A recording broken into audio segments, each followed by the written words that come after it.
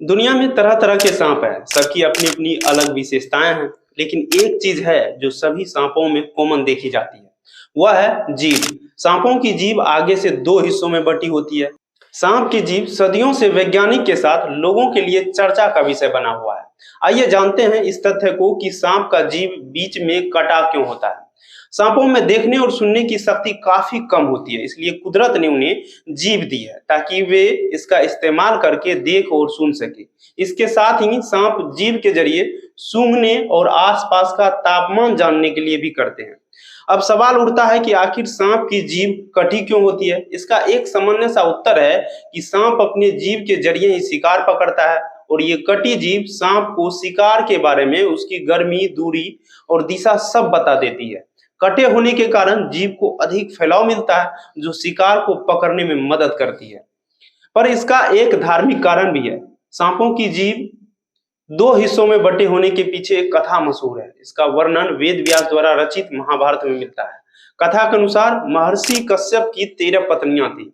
इन 13 में से एक पत्नी का नाम था कद्रु और एक का नाम था विनीता। मान्यता है कि सभी सांपों को कद्रु ने ही जन्म दिया था। ये सभी कद्रु और महर्षि कश्यप के पुत्र एवं पुत्रियां थी। वहीं पत्नी विनीता को महर्षि कश्यप से गरुड़ पुत्र प्राप्त हुआ था। एक बार जंगल में कद्रु और विनीता ने एक सफेद घोड़े को देखा। वह घोड़ा दोनों का ही मन मोह लिया। इसके बाद दोनों के बीच बहस छिड़ गई कि घोड़े की पूंछ सफेद है या काली। बहस के बाद दोनों के बीच शर्त ये लगी कि जिसकी बात सच होगी वह इस शर्त को जीत जाएगा। हारने वाली आजीवन दासी रहेगी। इसमें कुद्रा का कहना था कि घोड़े की पूंछ काले रंग की है, वहीं विनीता का कहना था कि घोड़े की पूंछ सफेद रंग की है। इसके बाद कद्रु ने अपने बच्चों को यह आज्ञा दी कि वह छोटा रूप करके घोड़े की पूंछ में जाकर लिपट जाएं, ताकि दूर से यह आभास हो कि घोड़े की पूंछ सफेद रंग के बजाय काले रंग की है। लेकिन कद्रु के बच्चों ने यह काम करने से मना कर दिया, जिसके बाद कद्रु ने अपने बच्चों को भस्म होने का श्राप देने लगी। डर के मारे बच्चे घोड़े की पूंछ में निपटने को तैयार हो गया। विनीता शर्त हार गई और शर्त के मुताबिक उसने दासी बनना स्वीकार कर लिया। यह बात जब विनीता के पुत्र गरुड़ को पता चला तब वो अपने सर्प भाइयों के पास पहुंचा और माता को दासी से मुक्त करवाने की बात कही। उसके भाइयों ने शर्त रखी कि अगर वह स्वर्ग से अमृत कलश लेकर आएगा तो उसकी माता को दासी से मुक्त कर दिया जाएगा। क्योंकि गरुड़ भगवान विष्णु का सवारी था, इसलिए उसे स्वर्ग में जाने से कोई रोकता टोकता नहीं था। इसी का फायदा उठाकर गरुड़ अमृत लेकर निकल गए। स्वर्ग से जब अमृत लेकर निकल रहे थे तो उसको भगवान इंद्र ने देख लिया और उसका पीछा करने लगा। बीच में उससे युद्ध हुआ लेकिन गरुड़ को हरा नहीं पाए। तो फिर इंद्र ने उनसे दोस्ती का प्रस्ताव रखा। गरुड़ ने उनका दोस्ती स्वीकार कर लिया। फिर कहा, तुम अमृत कहाँ ले जा रहे हो, इसे मुझे दे दो। तब गरुड़ ने बताया, मेरी माँ मेरे सौतेले भाई सर्प के कब्जे में दासी बनी हुई है।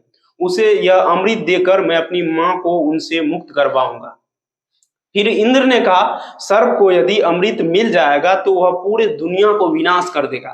कहा, ठीक है, हम पीछे से रहेंगे, तुम उसके सामने अमृत रखना और अपने माँ को छुड़वा लेना, फिर मैं अमृत लेकर वहां से भाग जाऊंगा। इसके बाद गरुड़ स्वर्ग से अमृत कलश लेकर पृथ्वी पहुंच गया और उसे कुश के घास पर रख दिया और कहा, मेरी माँ को छोड़ दो। और वह अपने माँ को छुड़वा कर लेकर चले गया और जाते जाते बोला, भाइयों, अमृत का सेवन करने से पहले वह तालाब में स्नान कर ले।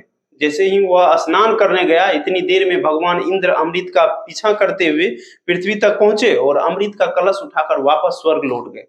जब सारे सर्प तालाब में स्नान करके लौटे तो देखा कि कलश वहां पर है ही नहीं, जिस कारण उन्होंने कुश को यह समझकर चाट लिया कि यहाँ पर अमृत की कुछ बूंदें अवश्य गिरी होगी, जिससे उनकी जीभ दो हिस्सों में कट गई।